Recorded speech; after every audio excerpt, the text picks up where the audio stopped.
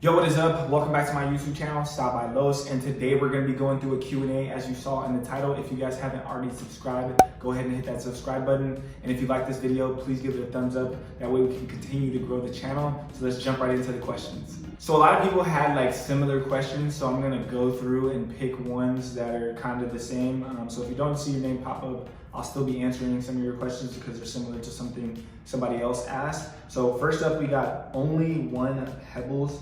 How did you escape the 9-to-5 job? Okay, so back in 2016, going into like 17, I was working at Lexus. I was valeting cars. I was making about $12 an hour, and this is when I lived in Dallas.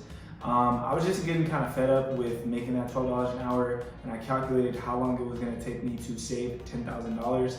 It was entirely too long. I was making a little bit of money from Instagram. This is when Instagram kind of influencing started and the sponsored post stuff was kind of coming in for me. I did some work with Puma. I did some work with other like local brands and stuff like that. So when I left and quit my job, it was more of just going for it. I had like $2,000 to my name. I took my first trip to New York. I had a paid photo shoot that actually helped me cover my expenses. And then after that, I went to Vegas. So escaping the 9-to-5 was mostly me just making up my mind that I didn't want to be there anymore, because to me, like the lifestyle that I want to live, I want to be able to do what I want whenever I want, and I feel like a 9-to-5 doesn't allow you to do that because you got to ask for a lunch break, you got to ask to go to the bathroom, and all the rest of this stuff. So I just took that leap of faith and bet on myself and just continued to put in the work on a daily basis, emailing 60 companies a day, just trying to make ends meet and pay my rent. That was my only goal, was to make enough money to pay my rent, because anything outside of that was just a luxury. So paying my rent was my main focus on that. So escaping was just going for it and just believing in myself and just capitalizing on the opportunities that I was presented and just continuing to grow on that. Next up is Tizzy EO Pretty Please. If I mess that up, I'll just pop it up here. You'll be able to see it. He said, who are some of your biggest inspirations? My inspiration comes from a lot of different places. One, like my parents inspire me just because like my parents are a very unique set of people. My mom's in kind of the entrepreneurship field. She does her hair, she's been there for 20 plus years, and she's branching off and doing other stuff as well. My dad has worked in IT his entire life, but one thing that I've learned from my dad is just work ethic and staying on top of stuff, persistence. So my parents are big inspirations to me because they've both instilled in me qualities that I needed to be an entrepreneur. So those are two people that inspire me. And then just to get kind of on like a larger level, Allen Iverson was definitely one person that I looked up to growing up, just because he was a smaller person. I'm like 5'7", 5'8", an underdog, and me going to like college and playing D1 football, I always had to fight that battle of being too small or not too fast and stuff like that. So Allen Iverson was definitely a big inspiration of mine. Kobe Bryant, of course, everybody knows Kobe. You yell that every single time you shoot a trash can, anytime you shooting on an actual hoop, whatever it is. And rest in peace to one of the greatest, man. So Kobe is definitely an inspiration of mine. His just tenacity and his relentlessness to get shit done was always something that I looked up to. My dad always just showed me all his stuff. I would say, you know, there's probably like multiple like large name people that I look up to, but those are some of the people that I like really can remember from like childhood. And then Tom Brady. Tom Brady, he's a fucking winner, and he just never quits his work ethic. For I think it's been 13 years plus that he's been in the league, however long it is, he has not missed a beat. So Tom Brady is definitely one of my inspirations as well. When it comes to fashion, I wouldn't particularly say that I have an inspiration for a person in fashion. I pull from a lot of different people and have like different styles that I like to implement into what I have going on, to where that I'm versatile. So I would say my biggest inspirations is definitely like my parents, and then it gets into Allen Iverson, Kobe, Tom Brady, sports related, because I was a sports driven person growing up from a kid. So yeah, those are my biggest inspirations. I am Kid Retro.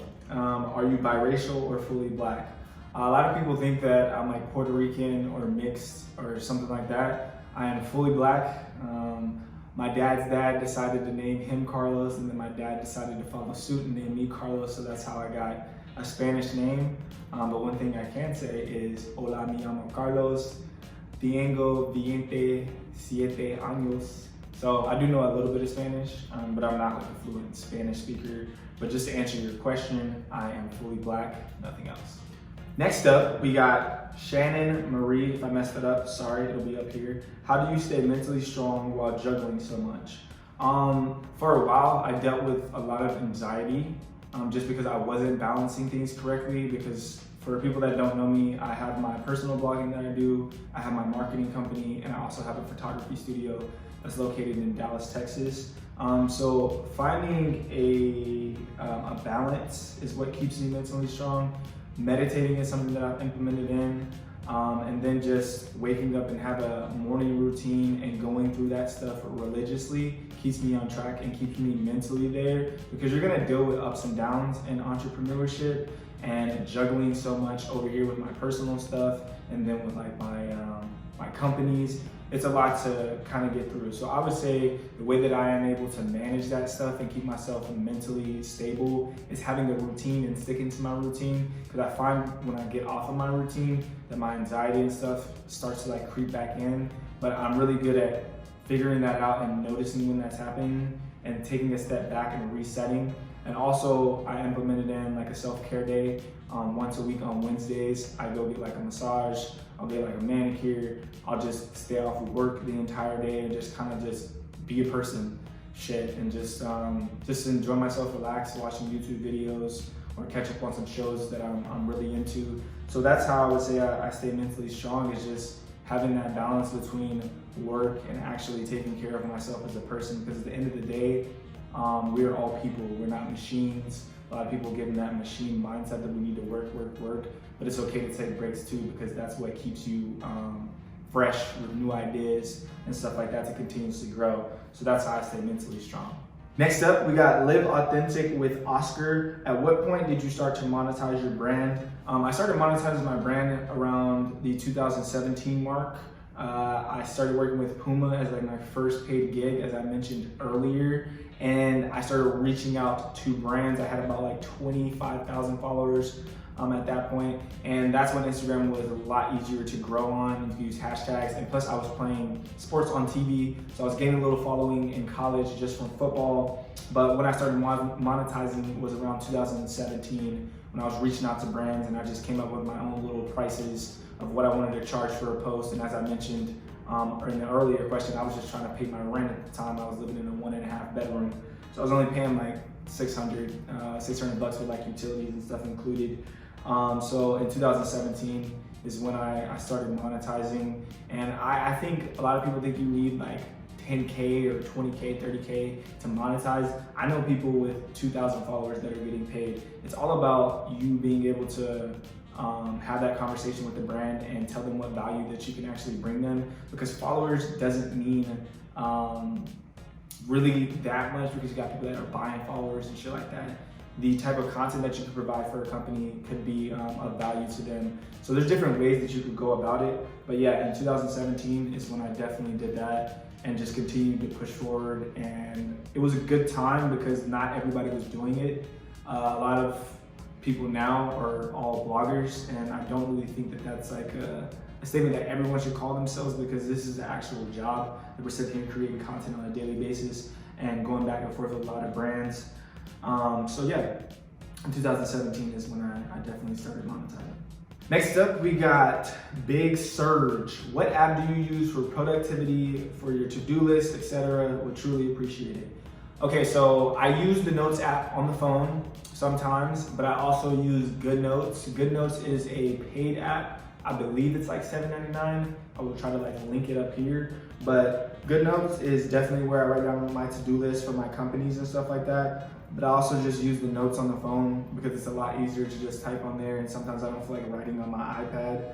So I would say use the notes on your phone. There's probably other apps, but the app that I use is GoodNotes 5, I believe. And like I said, it's like $7. It's pretty cool because you can bring files into it. It's got different pen strokes, all the rest of that stuff. So it's good for more than just notes, I would say, because if you're an artist, you could use it to do all your sketches and stuff on there. But yeah, use the Notes app, and I also use GoodNotes. My boy Prince. Did you ever see yourself in the position you are now, and how's NYC life going better? Personally, I didn't see myself doing what I do now. If you asked me back when I was in college, what was I gonna do? I would have told you I was gonna play football. And then after that, I didn't know what the fuck I was gonna do. So I wouldn't say that I saw myself in this exact position. I've always seen myself in a successful position. I just really couldn't figure out what it was because I was still trying to figure out who I was as a person, what I actually wanted to achieve in life outside of sports, because again, I was just sports driven and kind of focusing on that. I dabbled and dabbled a little bit in fashion in college, but I wasn't really serious about it. So I didn't see myself like taking off in an area like that until I really started to focus on it. So just to answer your question, no, I didn't see myself in this exact position doing exactly what I do, but I did see myself in somewhat of a successful position in life, because I've always prided myself on work ethic and making sure that I get shit done no matter what. Any adversity that strikes, I'm always gonna keep going and keep fighting. So yeah, that could answer your question. Next up, Mariah. Do you have a boo? No, I don't. I've been single for almost 8-9 months. Yeah, I was previously in a relationship for like 3 years, but no, I do not have a boo right now. I'm solely focused on growing my companies, scaling my companies, and making sure that I travel and have a good time with my friends. If a girl comes along and decides that we are compatible, or not she can decide, if we decide that we are compatible and want to have a future together, I would definitely look into that. And yeah, hopefully that shit happens in like the next few years. When I say few years, like 3 to 5 years, because your boy is 27 now, and I'm not trying to be creeping in my 30s, trying to be dating and shit. So to answer your question, no, I do not. Sarah 33 Davidson, are you an avid book reader, and what are some of your favorite books? Book reading, I just kind of got into that the past 2 years, so I'm not like an avid reader. I listen to audiobooks more now just because I don't want to sit down and have to take time to do that. I can listen to an audiobook on the go. But with an audiobook, sometimes you can tune it out and miss some things. With reading, you're kind of sitting right in front of you and you have to soak up the information. So I wouldn't say that I'm an avid reader. I'm a person who's starting to read more books. And one of my favorite books is Think and Grow Rich. I'm still in the middle of that one, but I really love it. And something that I really love out of it is auto-suggestion. And I've talked about that on my stories plenty of times. Also, Rich Dad Poor Dad is probably one of my favorite books, just because it changed my mind on 2 different perspectives of how life works, how this dad thinks and how this dad thinks. And a kid got to grow up seeing both sides of that. I think it's really good for people to read that book that are starting out in entrepreneurship or want to just learn how money works. I think that's a really good book. And then obviously Crushing It by Gary Vee was one of the first books that I read. So just to answer your question, not an avid reader, but I've been picking up reading habits now. What is CJ Robin? What are some items that you can't live without that you use daily? 1, my iPad. 2, my phone. 3, my laptop. Any electronic device that can connect me to my businesses is something that I definitely can't live without. I would just say, to go as far as accessories and stuff, I obviously love my accessories, but that's something I can live without. So just to take it back, I would just say the technology that I have that makes my life a lot easier, from my iPad with my notes and editing all my content, from my phone, and then my laptop, of course, that I do a lot of work on. So those are some items that I definitely can't live without, just because it's business oriented and I can be connected to all of my businesses on the go. If I'm in the city, I can pop up on my phone, answer an email, whatever it is. So my technology is definitely something I can't live without. Next up, we got Starboy NA Winner. What advice would you give to your young self when it comes to shopping? When it comes to shopping, building your wardrobe from the ground up is very important, and focusing on your basics is the route that I would take. So the route that I would take is starting up top. Start up top with your t-shirts. You get your black, your white, your gray, and then you start getting into your tonals and shit like that. And then you go down below. You get a pair of black jeans, you get a pair of light wash jeans, and then you can get into like your creams and all the rest of that stuff. But you want to establish your base colors first. Same thing with outerwear. Get you a nice jean jacket. You can get you a regular jean jacket, a black jean jacket, and then you can start getting into other stuff like different washes and stuff of that sort. But I feel like once you have those pieces, then you can start building your wardrobe up, adding in sneakers. With me, I dress very simple. I usually have like on all black, and I'll let my sneakers speak for the outfit. But I don't think you need to go into it buying like red pants or blue pants, because you can't wear that often. You can wear black pants over and over and over again, and nobody's gonna know the difference of these black pants that was worn on December 6th versus December 23rd. They're still a pair of black pants. So starting with your basics is definitely something that, or advice that I would give for someone that's starting out the wardrobe. Kid ZC Ghost, Jordan or LeBron? Jordan, clearly. Jordan, the GOAT. LeBron, more of a humanitarian. Great basketball player too, but he's not Jordan. Who I guess that says whip, because it's kind of blurry. How did you get your shoe plug? One, at the beginning, I did not have a shoe plug. I was paying for my shoes. I was saving up my money and making sure I went out and bought those things. Now, as I've grown in the streetwear community, a couple of people have reached out to me that will provide me those shoes and get me them at a good cost and make sure they make more money, and then I'll make sure I get my shoes. So it all really depends on what you want to say as a plug. So I've actually partnered with a shoe company that sends me shoes, and I also have people that I know that actually send me shoes too. So the way that I got my shoe plug is just growing my name in the community, making sure that I take care of others and they take care of me, and then it's kind of a win-win situation back and forth. So there's no real like gateway to that. It's more of just working your way up in the industry of like streetwear and stuff like that and sneakers, and just building those relationships. Undefined process. What is one thing you feel Dallas is missing that would revolutionize the city/area? Unity. That city has no unity, which is one of the reasons why I left, is everyone's in competition with each other instead of working together to build up Dallas as like a creative like hub. I feel like the unity is what's missing there.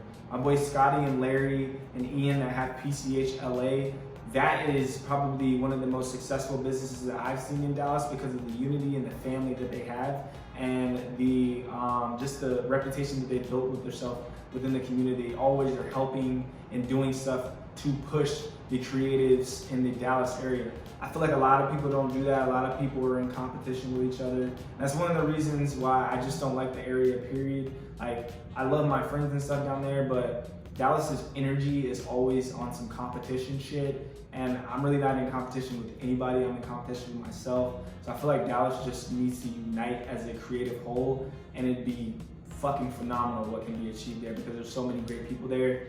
I think it just gets washed out by a lot of the competition and the hate and that shit. GT23, in your line of work, what are some daily challenges that you encounter? Creative blocks is one, and then just the ups and downs of entrepreneurship. A prime example is the pandemic.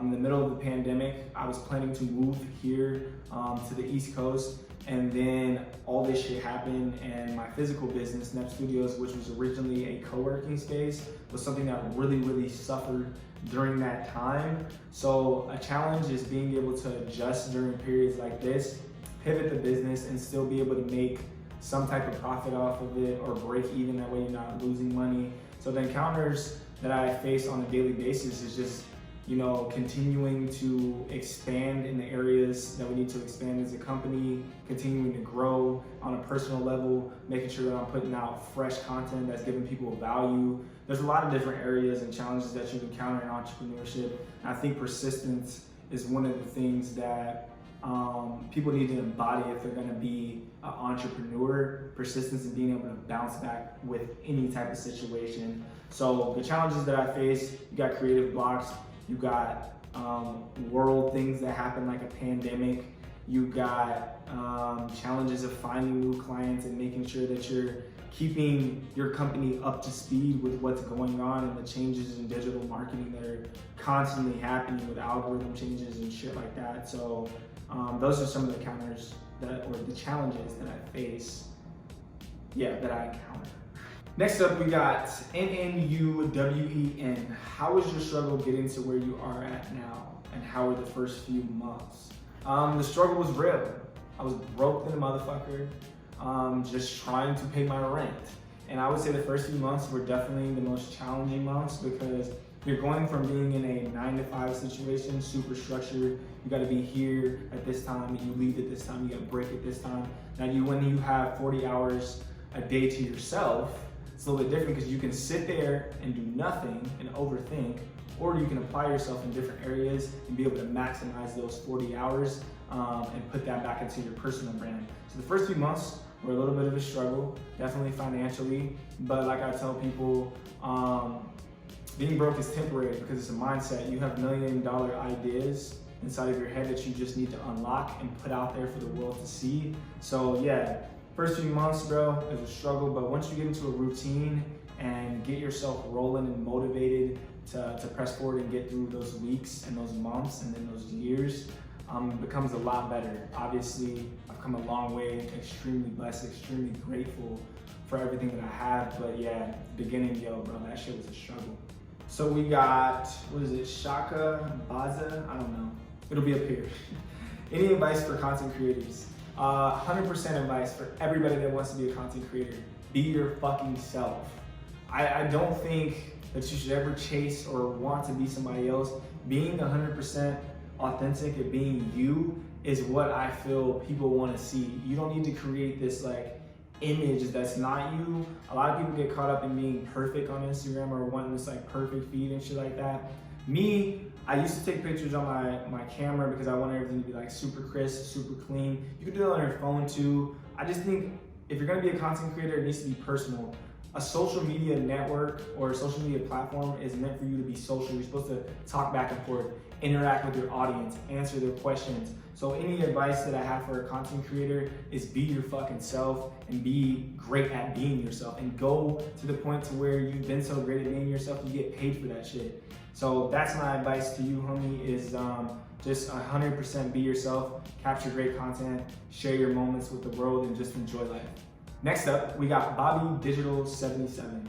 What's one goal you've yet to accomplish but is very passionate about achieving? Becoming a millionaire. I have yet to accomplish that yet, and I'm very passionate about achieving that. And the only way that I'm going to be able to achieve that is creating 5 to 7 streams of revenue. Right now, I only have 3. So within the next few years, I'm looking to add 2 to 3 more, make sure that those are flowing in, and depending on how the world is, because 2020 was a motherfucker, hopefully all those things take off and I start investing and doing all that stuff and buying property, and hopefully renting out property to people like that and being the landlord at the same time and being able to generate that revenue to make myself a millionaire. So yeah, that's something that I want to accomplish that I'm passionate about. I just haven't achieved it yet. So our last question, Charles Preston. What was the turning point in finding your purpose in life if you think you found it? My turning point in finding my purpose in life, I had to go through a dark period. So when I dropped out of college, I would say that I had like an alcohol problem. I was drinking, partying with my friends, just doing bullshit, to be completely honest. I was sleeping on my sister's couch because my credit was so fucked up. I couldn't get an apartment. And I would say the turning point was like I sat down one day and I was like, man, I just feel like a loser. And I had never felt like that my entire life because I've always been in the sports, I've always been cool. I've always kind of been that guy that's just been on top of shit. And I felt like at that moment that I just really wasn't shit. And I never want to go back to that. And I've had that conversation with a couple of people because I was just at a depressed moment and it was either I was going to continue down that path or I was going to change my life and go towards something that I wanted to do. And creating is something that I really love doing and I'm passionate about doing and I'm going to continue to do for the rest of my life. So that's what I would say the turning point was in my life, was figuring out, do I want to be a piece of shit for the rest of my life and continue to go down the path that I felt like I was going down, being a loser and not making anything of myself, sleeping on my sister's couch and not doing anything? Or do I want to go out here and make a name for myself? So I decided to go to the fucking right and go ahead and take care of that stuff. So that's a great question to finish off on, man. I appreciate this Q&A. Hopefully it answered a lot of the questions that you guys have. If you guys have more, you're more than welcome to shoot me a DM. I'll answer it as fast as possible. I appreciate you guys tuning in.